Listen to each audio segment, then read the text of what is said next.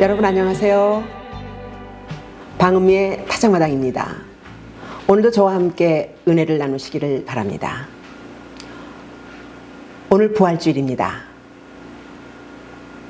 코로나 사태 속에서 부활주일을 맞이하는데 제대로 예배를 드리지 못해서 참 불편한 마음입니다. 이 세상에는 이단 종교가 참 많이 있습니다. 그러나 참 생명을 가르치는 교는 기독교밖에 없습니다.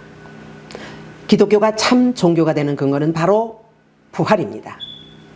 다른 종교에는 부활이 없습니다. 왜냐하면 다른 종교의 창시자들은 모두 죽었기 때문입니다. 그리고 모두 우상들이기 때문입니다. 일반적인 이해로 종교를 말하자면 초자연적인 신의 능력과 가르침을 믿는 영적인 조직 체계라고 생각해 봅니다. 그리고 기독교는 천지를 창조하신 하나님을 섬기며 생명을 얻게 하신 예수님의 복음을 전파하는 생명의 종교입니다. 예수님은 하나님이십니다. 예수님이 탄생하실 때 인성을 가지고 육신을 입고 오셨습니다. 오신 목적은 원죄 가운데 있는 인간을 구원하시려고 제물로서 십자가의 희생을 위해서 오셨습니다. 이것은 인성을 가지고 감당해야 할 예수님의 사역이었습니다. 그런데 예수님이 죽으시고 보혈을 흘려야 할 이유가 무엇입니까? 죽었던 인간의 영혼 구원을 위한 죄 사함이 필요했고, 아울러 죄인들에게는 죄가 없으신 예수님의 보혈이 필요했기 때문입니다. 히브리서 9장 22절 말씀입니다. 율법을 조차 거의 모든 물건이 피로써 정결케 되나니 피 흘림이 없은즉 사함이 없느니라. 오직 죽었던 영혼을 살릴 수 있는 능력은 생명 되신 예수님의 보혈에만 있기 때문입니다. 그런데 말입니다. 만약 예수님이 죽으시고 그냥 끝이 나버렸다면 예수님의 보혈이 아무 의미가 없고 우리의 구원도 역시 아무 의미가 없는 것입니다. 고린도전서 15장 14절 말씀입니다. 그리스도께서 만일 다시 살지 못하셨으면 우리의 전파하는 것도 헛것이요 또 너희 믿음도 헛것이며. 그렇습니다. 주를 믿는 모든 것이 거짓이 되는 것입니다. 생명 없는 이단이나 사입이나 다를 것이 없는 것이지요. 보십시오. 주변의 사입이 이단에 빠져서 모든 재산을 날리고 가족이 흩어지고 가정이 파탄나는 불행을 당한 사람들이 얼마나 많이 있습니까? 우리도 만약 예수님의 부활이 없었다면 우리 믿음도 거짓이며 시간도 낭비였고 봉사했던 그 모든 수고가 물거품이 되었을 것이고 오랜 헌금 생활도 모두 헛것이 되었을 것이니 그 인생이 얼마나 억울하겠습니까? 우리의 한 인생은 완전히 꽝이 되고 마는 것입니다. 그래서 예수 부활이 없었다면 우리 인생들은 모두 다 망한 인생들입니다. 그리고 예수 부활이 없다면 우리의 복음 사역이 얼마나 바보 같은 일이겠습니까? 한 번 사는 인생, 앞뒤 분간도 못하고 구름 잡는 인생처럼 살았다면 결국 인생을 송두리째 날려버렸던 비참한 실패자들이 되었을 것입니다. 고린도전서 15장 19절 말씀입니다. 만일 그리스도 안에서 우리의 바라는 것이 다만 이 생뿐이면 모든 사람 가운데 우리가 더욱 불쌍한 자리라. 그렇습니다. 자, 이 시간에는요, 제가 우리의 간증을 한번 해보도록 하겠습니다. 우리 부부는 34년 전에 새벽교회를 자비량으로 설립했었습니다. 그런데 만약 자비량 설립이 인간적인 공적이나 지적 또는 명예를 위한 목적이었다면 자랑하고 생색을 낼 수 있을 것입니다. 그렇지만 우리는 자랑하거나 생색을 낼 필요가 없습니다. 왜냐하면 이미 우리의 수고와 헌신은 하나님께서 접수하셨기 때문입니다. 실상 우리는 부자도 아니고 또 자가 생산하는 사람들도 아닙니다. 그런데 왜 젊음과 모든 소유를 들이면서 자비량으로 교회를 설립해야 했었는가 하는 말입니다. 그것은 바로 영생과 부활을 믿는 믿음이었다고 고백합니다. 또 우리는 하나님께로부터 모든 것을 받았다는 믿음이 있었다는 말입니다. 신명기 16장 17절 말씀입니다. 각 사람이 내 하나님 여호와의 주신 복을 따라 그 힘대로 물건을 드릴지니라. 하나님께서 이런 믿음과 함께 우리를 부르셨던 것입니다. 그리고 우리에게 주신 모든 것은 주의 일을 위해서 맡겨주신 것이라는 믿음을 갖게 해주셨던 것입니다. 마태복음 21장 3절 말씀입니다. 만일 누가 무슨 말을 하거든 주가 쓰시겠다 하라. 그리하면 즉시 보내리라 하시니. 우리는 하나님의 교회를 설립해야 하는 위대한 사명 앞에서 하나님께서 쓰시겠다 하시니 네, 당연히 드려야 하리라고 결단하게 되었던 것입니다. 그리고 우리가 은퇴한 후에 선교를 위한 하나님의 사명을 받게 되었을 때도 역시 마음에 갈등 없이 힘들지 않게 가진 것을 하나님께 드리는 삶을 살기로 작정하고 서원을 했습니다. 고린도전서 6장 19절에서 20절 말씀입니다.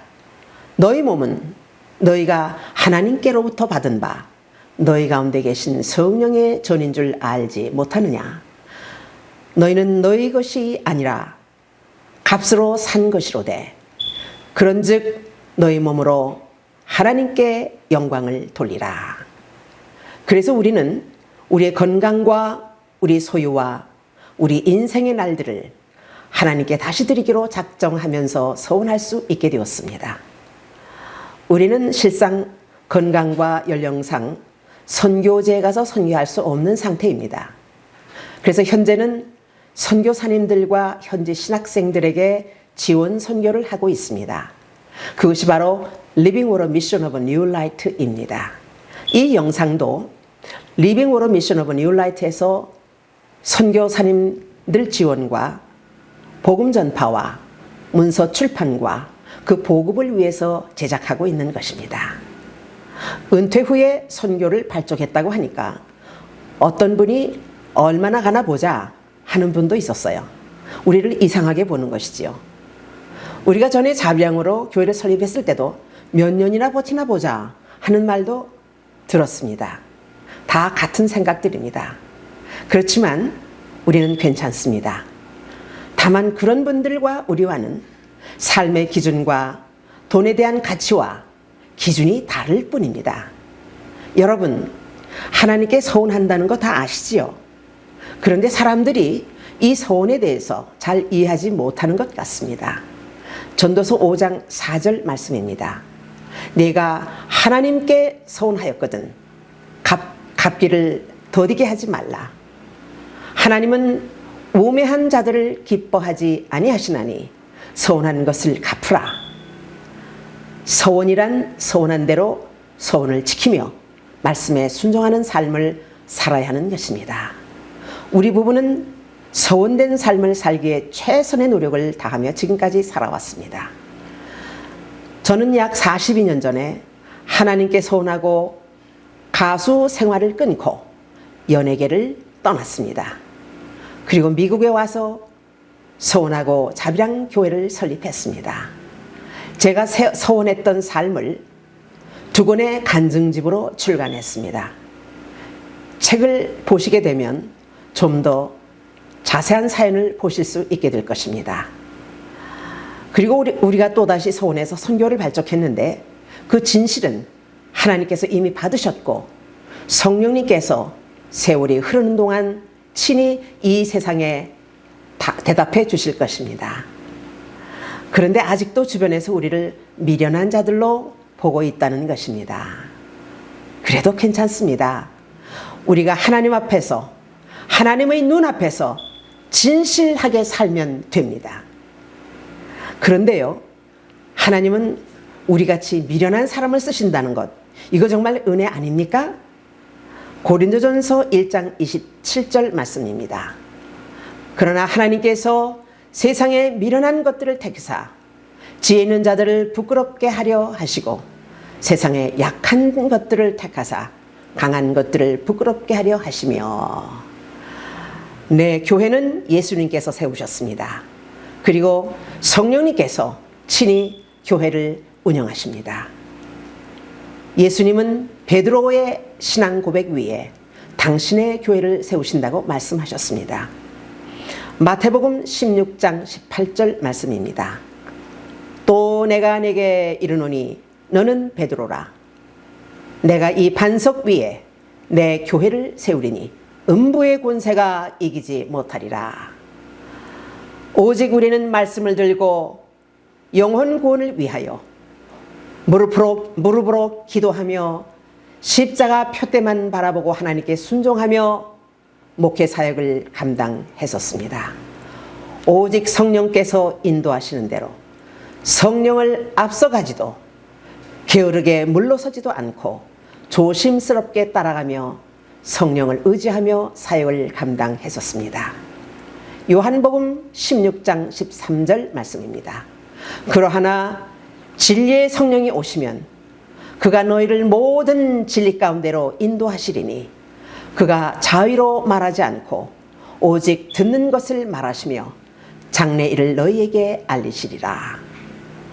그리고 하나님이 함께 하시는 가운데 하나님께서는 우리의 사역을 아름답게 열매 맺게 해 주셨습니다. 은퇴 후에 본 교회에서 원로 목사로 교회를 섬기게 해 주셨고, 우리는 기도의 파수꾼으로 새빛교회 담임 목사님의 목회와 성도들의 신앙과 건강과 생업을 위해서 기도로 섬기고 있습니다.